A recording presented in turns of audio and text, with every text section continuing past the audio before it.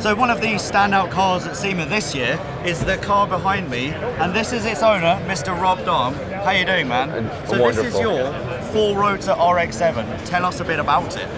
This is the car. The hype behind this vehicle has been absolutely insane. This is my world's first all-wheel drive 4-rotor RX-7. So tell us, I want to know power figures, how big is the turbo, what's the suspension setup, what are your goals with this car? Yes. So my goals were to fulfill and to live up to the status I have as the largest rotary videos on YouTube. This car hopefully is going to fulfill that status. This is a completely custom suspension out of the Unicorn. There's a company called AWD Motorsports. They built the Unicorn. They found out about this. They're New Zealanders. They said, we love rotary. We think you're absolutely insane. We're in. So this is meant to handle, and instead of just having a massive engine with tons of horsepower, I wanted to have a car that could handle and be just like the Japanese spirit of a rotary engine vehicle. So tell us, power, top speed, what's going to happen? Yes, so the gentleman building the engine is a NHRA Hall of Famer with drag racing, and so he's got the same turbo on his 3-rotor, making 1,500 horsepower to the wheels. So you're going to have one more rotor? Yes. And he's making 1,500 with 3 rotors? And you know, there's a little controversy when you say how much power does a car that's not running, how much is it capable of making? We're up to 1,800 horsepower in terms of fuel and, turbo. The turbo's going to have way higher end. It's quite big. Yes. It's like a truck turbo. And top speed, what are we looking at? The transmission is geared with this wheel size to do 255. Is this going to be a race car, a street car? Can you daily it? It looks like a race car now, but the goal is to make it an insane, legendary street car. That's one of the reasons I had the roll cage pushed so hard up and out of the way, is because think of it like a twin turbo Gallardo except with a rotary engine. This is meant to be a monster on the street. And what's your favorite thing about the car? Obviously there's quite a lot of work still left to do, but you know the plan. What will be the coolest thing about the car? Honestly, I love the suspension. I have a cantilever, it's a custom cantilever suspension, so I ended up building that. I ended up engineering the pieces off of ASD's design. So what you're seeing is the first time I'm really seeing it all put together. I just love the idea of the cantilever just bouncing as the car does. Power to weight? Coincidentally, Christian himself, Koenigsegg, had a hand in helping me with the aerodynamics on this car. And the reason I mentioned that is he's infamous for the 1-to-1. This car is that plus. So if anything, I have to add weight to the car because it's meant to be a Bonneville Salt Flats record holder, and I need a little bit more stability at the high-end speeds. Yeah. And one thing that Rob told me earlier, which I find fascinating, is that the diff on the front there is from an E36 M3. So, we kind of like brothers now, aren't we? Brothers in ours. In many ways. Yeah. The MX-5, RX-7, BMW. We're like the same person. I'm the British version of you, maybe a little bit more handsome. Yeah. And when the car is built, I'm going to fly over and drive it. Is that going to happen? That is going to happen. Actually? Absolutely. Yes. Amazing. You heard it here first. Don't cut that bit out from the edit, because that's going to happen. Awesome, man. I can't wait to drive it, to see it, to experience it.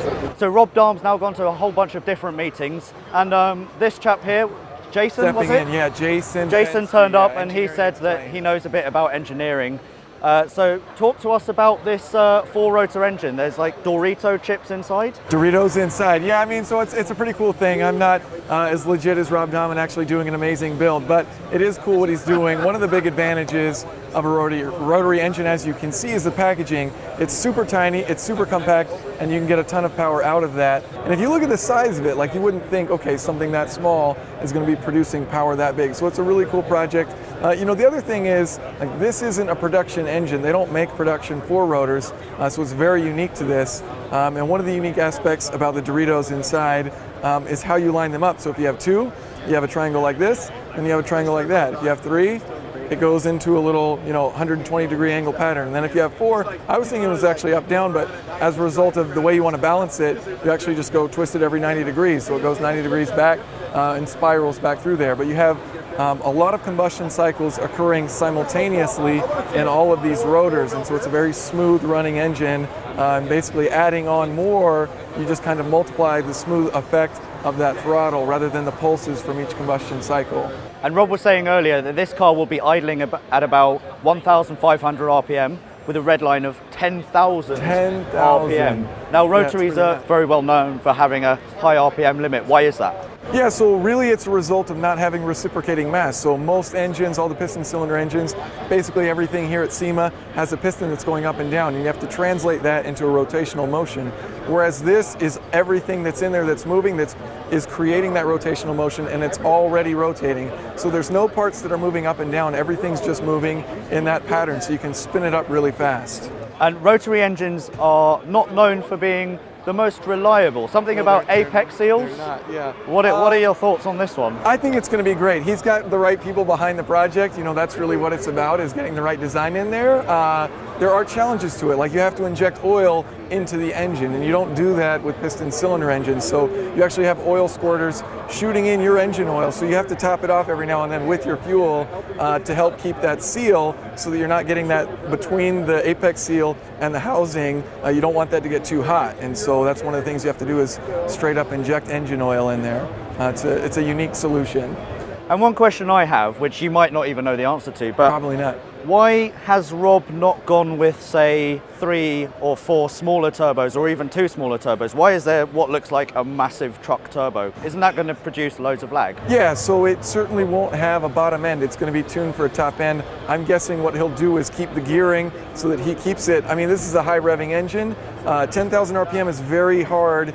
It's very challenging to get a long, flat torque curve for that wide of a range. So you pick a range, he's going to obviously pick the top end, that's where you're going to make all the power, and so you get a super big turbo. It can handle that really high speed, all the exhaust that's going to come out, and at that top end range, he'll have his gearing set up so that he can stay in that power band, float in those, 6,000 to 10,000 RPM range, will have loads of power, and just keep it up there. And a single turbo is a really simple, good solution for getting a super high amount of power. Make sure you subscribe to us, Car Throttle, and also Rob Darm's channel, where you'll be able to see the whole build series. Right, so I am minutes away of getting inside a trophy truck and being driven around this amazing track. I am jet lagged as hell, but the excitement is really jacking me up and I can't wait. I think this is probably going to be one of the most exciting things I have ever done, ever.